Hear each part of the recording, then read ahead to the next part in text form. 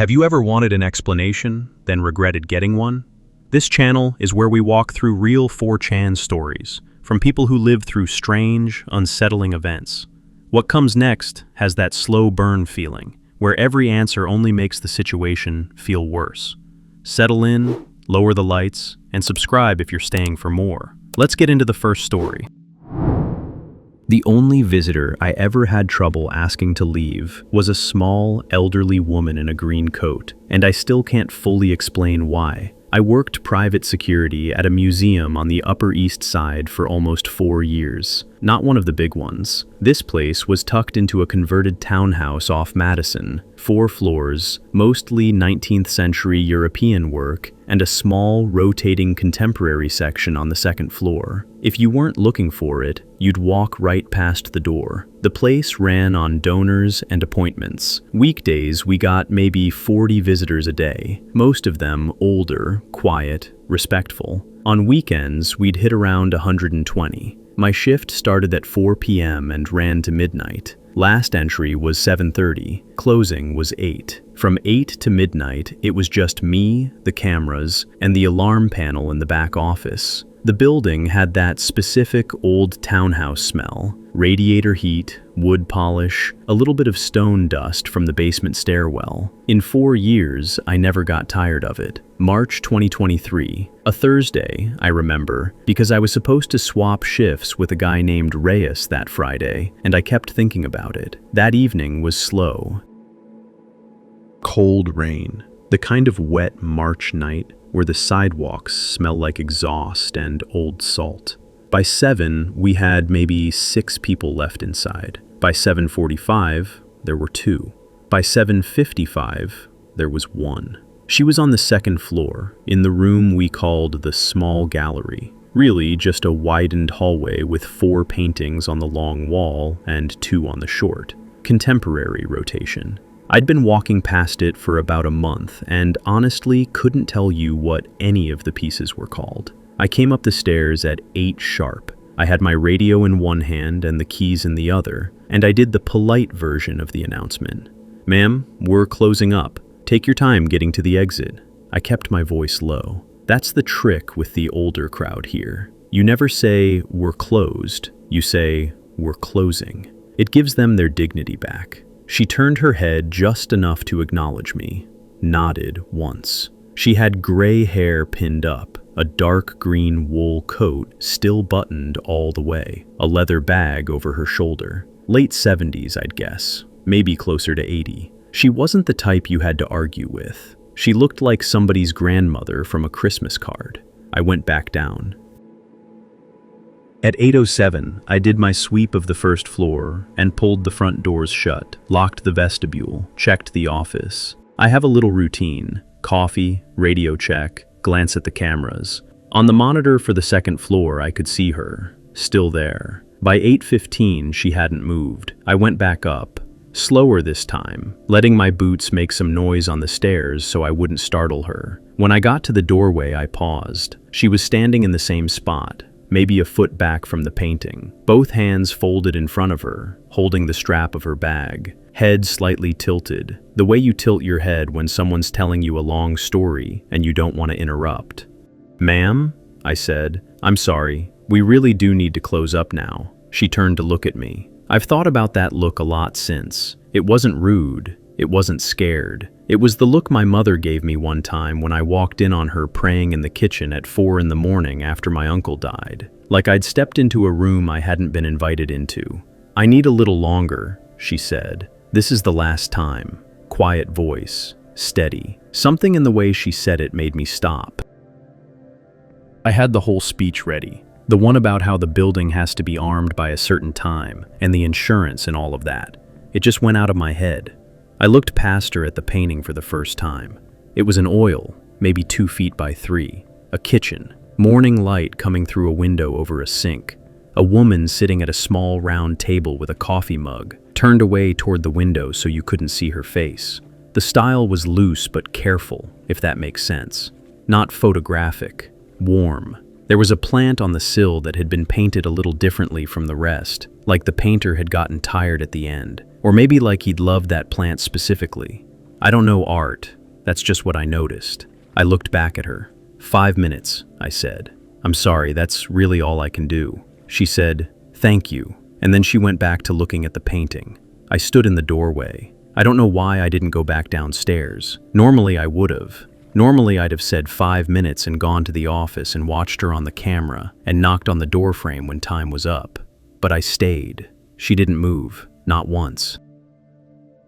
I watched her for the whole 5 minutes, and she didn't shift her weight or adjust the strap of her bag, didn't touch her face. She just looked at that painting the way you'd look at someone in a hospital bed when you know visiting hours are almost over. At one point, her lips moved a little. I don't know if she was speaking or just breathing through them. Whatever it wasn't loud enough to hear. At some point, I realized I was holding my breath, and I made myself let it out slow, so she wouldn't hear that either. When 5 minutes were up, I didn't say anything. I gave her another 2, then another 2 after that. I couldn't tell you exactly how long. Whatever it was, when she finally turned to me, she wasn't crying. I want to make that clear. Her eyes were dry. She said thank you one more time, and then she walked past me toward the stairs. She didn't look back at the painting. I heard her go down. I heard the vestibule door open and click shut. I heard the outer door. I thought about following her, at least to see her into a cab. By the time I got downstairs, the block was empty. Just the rain and the yellow of the street lights on the wet pavement, and a set of wet footprints across the marble in the vestibule that stopped at the outer door. I finished the shift. I did my last sweep at 11:45. When I passed the second floor, I looked at the painting again, the kitchen, the woman at the table, the plant on the sill. I stood there long enough that the motion sensor in the far corner clicked over and reset. I went home. The next morning, I stopped by the office to swap that shift with Reyes. 2 of the day staff were there. Marta, who's been at the museum longer than anybody, and one of the curatorial assistants, a guy named Elliot. They were by the coffee machine, and Marta was crying a little, which she never does at work. I asked what was going on. Elliot told me they were taking a piece down that afternoon. 2nd floor. The family had reached out and wanted to purchase it back. Marta said the artist had passed 3 weeks ago. Heart attack. Quick. At home. What piece? I said. Elliot said the title. I don't remember it now. I remember how he described it. Kitchen. Morning light. His wife at the table. The painter had done her from behind because he said he never wanted to get her face wrong. I asked when the museum bought it. 6, 7 years ago, Marta said, while he was still alive. The wife comes in every week, has for 2 years now. Always alone, always to that piece. She looked at me then. She said, "Did she come in last night?" I said yes. Marta nodded and didn't say anything else. She wiped her face with the back of her wrist and went into the back office. Elliot stood there with his coffee for a second, then followed her without saying anything. They took it down that afternoon. I wasn't on shift, but Reyes told me later they wrapped it in the gray padded fabric they use for transport, and 2 guys carried it out to a van on 76th. He said the wife wasn't there for the pickup, just a younger guy, maybe 40, who Reyes figured was her son. That's the whole story. I worked another year at the museum before I moved out of the city. I never saw her again. The wall where the painting had been stayed empty for about 2 weeks. Then they hung a big blue abstract thing on loan from a gallery in Chelsea. It was fine. It filled the space. The thing that gets me, and the reason I'm writing this at all, the reason it counts to me as one of the strange nights of my life and not just a sad one, is what I felt in that doorway before I knew any of it. I felt like I was watching somebody die. I didn't know why. I didn't know who she was, or who had painted the thing, or what it was of. All I knew was that a small, elegant woman in a green coat had asked me for 5 more minutes with an oil painting of a kitchen, and something in me understood before my head did that if I said no, I would be doing something I couldn't take back. I gave her the 5 minutes. She said thank you. She went home, and the next morning they took it down. I've worked in the Louisville Sorts Center for 11 years by that February, and I'd seen enough weird mail to know the difference between something odd and something wrong. Odd is a guy shipping 50 pounds of dried fish in a diaper box. Wrong is quieter than that. Wrong doesn't announce itself. My job wasn't glamorous. I did pattern review for the Postal Inspection Service, working out of the facility on Crittenden Drive, right off I-65 south of downtown. Most of my day was screens, manifests, shipper histories, X-ray flags, carrier tips. If a package tripped one of our rule sets, it landed in a queue, and I decided what to do with it. 99% of the time, the answer was nothing, because 99% of the time it was somebody's grandma who filled out a customs form wrong. The first one I remember clearly came in on a Tuesday. Priority mail, flat rate, medium box. Shipper listed as a private residence in Elmhurst, Queens. Recipient was a P.O. box in Boise. Declared contents, books. Weight matched. It got flagged because that return address had shown up twice before in the previous 2 weeks, both times to different P.O. boxes in different states. Not enough to hold anything. Enough to make a note. I made the note and moved on. 5 days later, same sender, different box style, different destination. This one was headed to a P.O. box in Reno. Books. Weight consistent with paperbacks, and the handwriting on the label was the same tight, slightly right-leaning print. It's the kind of thing you don't consciously register until the third time. On the third one, I did. That third one was going to Amarillo, same shipper, every 5 days, like a metronome. I pulled the full shipper history and started building a spreadsheet on my own, off the clock, because it wasn't quite enough to open a case yet. By the end of the month, I had 11 of them logged. 11 packages, 11 cities, no overlap on recipients, all P.O. boxes, all books, all in the 2 to 3 pound range. The 5-day cadence didn't slip, not once. Here's the thing that got me. The cities weren't random. When I mapped them, they clustered around university towns and mid-sized places with certain kinds of research institutions. A defense contractor in one, a specialized biotech lab in another. Not the big famous ones, the smaller places. The kind of names you wouldn't recognize unless you were already in that industry. I sat with that map open one Saturday morning at my kitchen table, coffee going cold, wondering if I was seeing a pattern or inventing one. I decided I wasn't inventing it.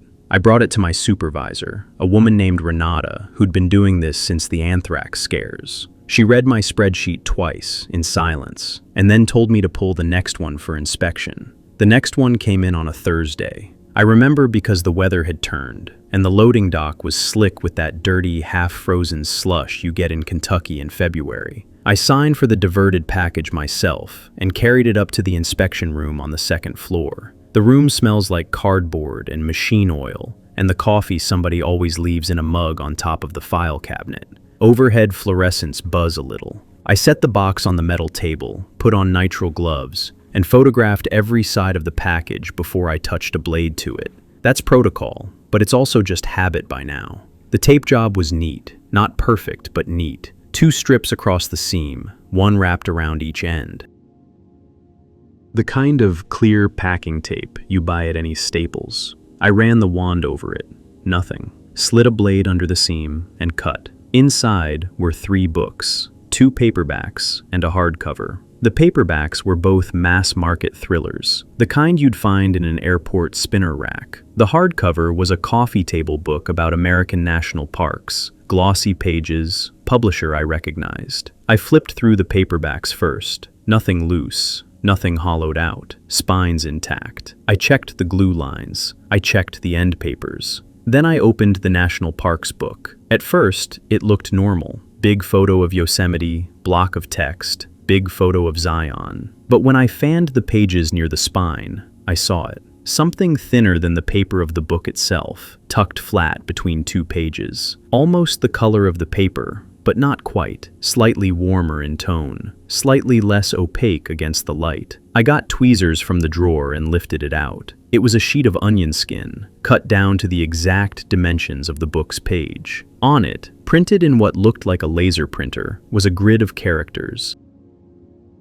Letters and numbers, in groups of 5, no spaces between the groups, arranged in maybe 40 rows. No header, no signature, no indication of what any of it meant. I sat down for a second. You know that thing where you don't move because you're waiting for your brain to catch up? Then I got up and I went through the book, page by page, sheet by sheet, and I found 9 more. Each one different, each one the same format. 5-character blocks, laser printed, cut precisely to size, slid in at what seemed like random intervals but probably wasn't. The paperbacks had them too, fewer, thinner, tucked deeper into the binding. I'd missed them on the first pass because I hadn't been looking in the right place. Whoever had done this had known what a casual inspection would look like, and had built the packaging to survive one. I called Renata from the desk phone in the inspection room. I didn't try to explain over the line. I just asked her to come up. She looked at the sheets for a long time, holding one up under the fluorescence. Then she said, "Bag everything. Don't touch anything else in that box. I'm calling Cincinnati. Cincinnati is the field office."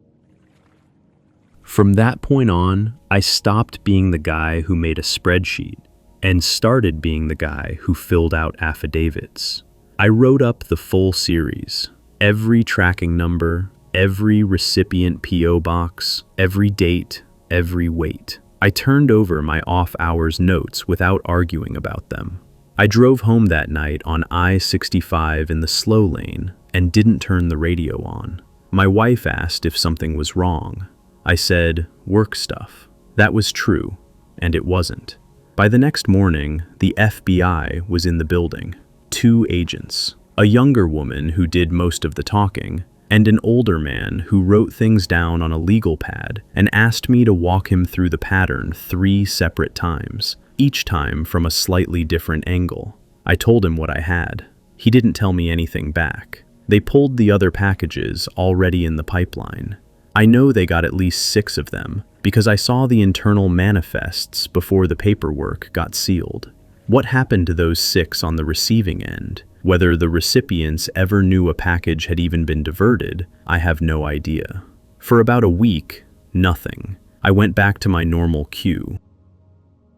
I flagged a guy shipping counterfeit AirPods and a woman mailing what I'm fairly sure was a bag of human hair. Normal week. Then the follow-up interview. Same 2 agents, plus a third guy who didn't introduce himself and sat in the corner with his coat still on. They asked me if I'd ever met the shipper, if I'd communicated with anyone about the packages outside of Renata and my direct chain of command, if I'd kept private copies of anything. I said no to all 3. It was true. The younger agent asked if I'd told my wife. I said I'd told her I'd worked a big case, nothing more. She nodded like that was the right answer and closed her folder. 3 months later, near the end of May, Renata called me into her office and shut the door. She said the sender had been identified. A man, tourist visa, not a U.S. citizen, entered the country the previous September. He'd been using a rented mailbox in Queens for his return address and shipping from a different post office each time, always paying cash. They'd picked him up at LaGuardia, trying to fly out on a one-way ticket. I asked what was in the sheets. She said the Bureau had been able to break some of it. Not all, some. I asked what some was. She looked at me for a second across her desk and said, "That's the part I can't tell you." I nodded. I didn't push. I still don't know. I've been offered promotions since. I turned 2 of them down because they'd have moved me off the floor and into management. And I like the floor. I like packages. I like the weight of a box in my hand, and the way you can sometimes tell what's inside just by how it shifts when you tilt it. Every time a priority mail flat rate comes across my table with books written in tight, right-leaning print, I look twice. I've never seen that handwriting again in 11 cities and 4 years, but I look. This was July of 2021, out past Baker, on a stretch of the Mojave that doesn't really have a name, unless you're the kind of person who reads USGS quadrangles for fun. I do. So to me, it was a section of the Soda Mountains foothills, about 11 miles off the paved road, on a 2-track that only exists because the BLM cut it in the 80s. I was there on contract, running boundary work for a solar lease. Just me, a Trimble unit, 4 gallons of water, and a truck 10 years past its warranty. I want to say up front that I don't drink on the job, and I've done desert survey for going on 9 years. You learn to respect the heat the way you'd respect a big animal. You drink before you're thirsty, and you don't push a stupid decision. Hold that frame, because what happened next, I still can't square. I got out to the corner point around 10. The dash said 104 and climbing. Wind was low. There's a particular quality to sound out there when the wind drops. It's not silent. It's just that whatever you do with your body, you can hear it happening. Boots on gravel, your own breath, the tick of the truck cooling off. I set up the rover, waited for the fix, and started walking my traverse north-northeast. The ground was that pale caliche stuff, cracked in hexagons, dotted with creosote about knee-high, nothing else for miles. Kelso Dunes way off to the east, the freeway a smear of heat shimmer to the south. Empty country. That was the whole point of the job. Nobody builds solar where people live. I hit the second reference stake and started sighting back to base.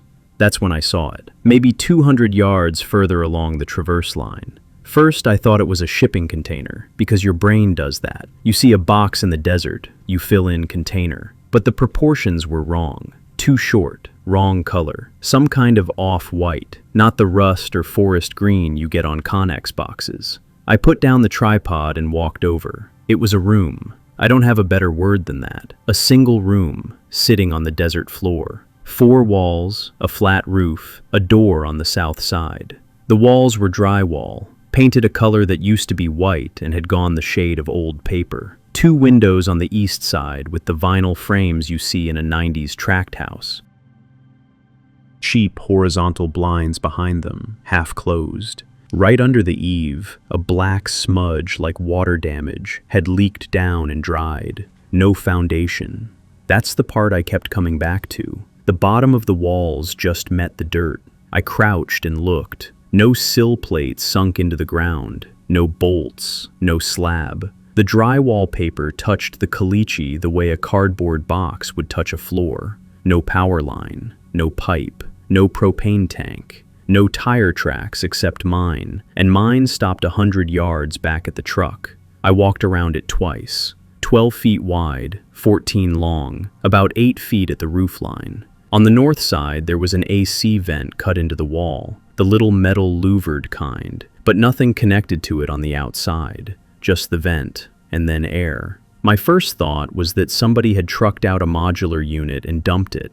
That happens. Meth guys, sometimes movie sets. Once near Trona, I found a whole plywood diner facade a student film crew had abandoned. So my brain went there first. But the more I looked, the less it fit.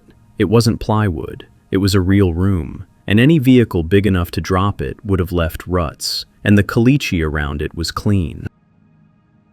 I tried the door. The knob turned, not locked. The door swung in maybe 6 inches and stopped against something, and I had to push. There was a braided oval rug behind it, and the door was dragging on it. I stepped in. First thing was the smell. Not bad. Not dead animal. Not mildew. It smelled like an old bedroom in an old house, like sheets that have been in a closet too long. A little dust, a little laundry soap. And under that, something faintly sweet, I want to say was the smell of a person, but nobody was there. It was cooler inside than outside, by maybe 15 degrees. No draft, no sound of a compressor, just cooler, the way a cellar is cooler. A single bed on the left wall, made up, green quilt folded at the foot. A nightstand with a lamp that had no cord going anywhere. A dresser opposite the bed. A wooden chair. A bookshelf in the corner, mostly full. A closet on the north wall, with the door slightly ajar. A small counter and cabinet on the west wall, the kind you'd see in a studio kitchenette, but no sink and no stove.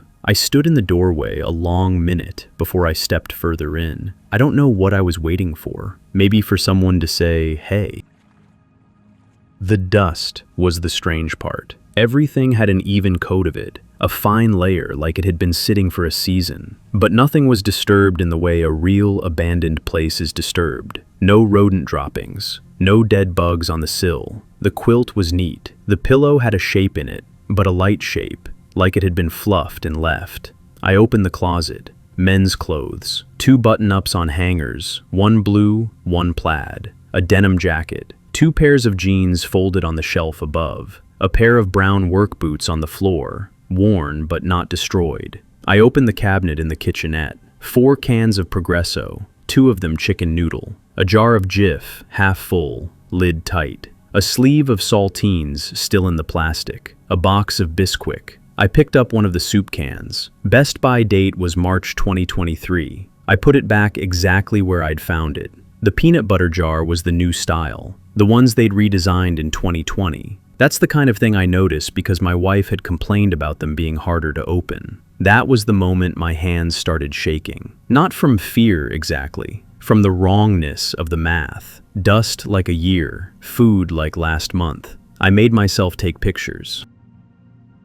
23, I counted later. Phone camera, no flash, since I didn't want to change anything. Exterior from all 4 sides. The door, the vent, the corner where the drywall met the ground. Inside, the bed, the closet, the shelf, the cabinet, and a close-up of the peanut butter jar because I wanted proof of the design. I did not sit down. I did not touch the bed. I don't know why those 2 rules formed in my head, but they did. The whole time I kept expecting to hear something. A voice, a footstep on the roof, anything. It stayed quiet in that flat desert way. My own breathing was the loudest thing. I was inside for maybe 8 minutes. When I stepped back out into the heat, it hit me like a wall. And I remember being grateful for it, because the heat felt like a real thing, and what I'd just seen didn't. I marked the coordinates on the Trimble, marked them again on my phone as a waypoint, wrote them in pencil in the back of my field book. Then I walked back to the truck, drank half a bottle of water in one go, and finished the traverse. Took me another 2 hours. I did not look back at the room the whole time. That was a choice. When I drove out, I took the same 2-track. Told my project manager the corner work was clean, and I'd have the deliverable by Friday. I did not tell him about the room. I don't know why. Maybe because it would have made me the guy who found a room in the desert. Maybe because I hadn't decided yet what I'd actually seen. I sat with it for 6 days, looked at the photos on my laptop. They were fine. The peanut butter jar was the peanut butter jar. I zoomed in on the corner where the wall met the ground, and there was no fudge to it. No shadow, no seam, just drywall touching dirt. On day 7, I called a guy I'd worked with before, out of Barstow. I'll call him Ray. Ray has been running survey longer than I have, and he's the least dramatic person I know. Told him I wanted a second set of eyes on something, and I'd pay for his day. He said sure. We drove out on a Saturday morning. Same road, same 2-track. I hit my waypoints and parked in the exact same spot. The tripod scuffs were still there in the caliche. I walked him along the traverse line, and my chest was doing something stupid the whole way. I could see the spot from 100 yards out, and I already knew. There was no room. There was a rectangle on the ground where the dust was pressed flat, 12 by 14, clean edges. You could see it if you were standing in the right place and the light was right, and I was, and it was. Around the rectangle, the caliche was the same as everywhere else. Inside it, nothing. No nails, no scrap of drywall paper, no boot print that wasn't mine from the week before, and mine were faint already. Ray walked around the outline. He crouched at one corner the way I had. He stood up and looked at me for a while. He said, "You were pretty cooked that day, weren't you?" I said, "Probably." He nodded like that settled it and walked back toward the truck. I stood there a minute longer, then I followed him. I checked the coordinates twice on the drive home, both units. They were the numbers I had written in pencil in my field book. They were the numbers on my phone. They were the numbers the Trimble had logged with a timestamp from the previous Tuesday. There was no mistake in the numbers. The photos are still on my laptop. I have not shown them to Ray. I have not shown them to my wife. I have looked at the peanut butter jar picture more times than I want to admit. Alright, that's enough darkness for one episode. Let me know what you thought in the comments, and if you enjoyed the video, support it with a like. 4chan gives us plenty of strange material, but the ones that really matter are the stories that feel almost normal until they don't. That turn is where the chill usually starts. I'll see you in the next one.